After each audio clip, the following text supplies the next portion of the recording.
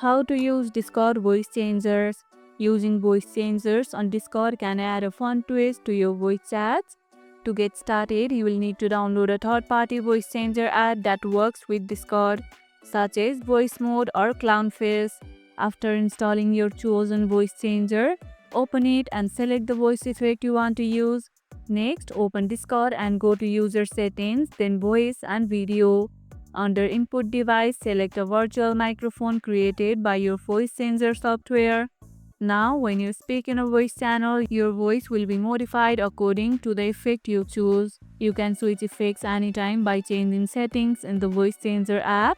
Test your setup in a private voice channel or with a friend before joining larger servers to make sure your voice changer works properly. Have you ever used voice changer on Discord? Share your favorite voice effect in the comments below.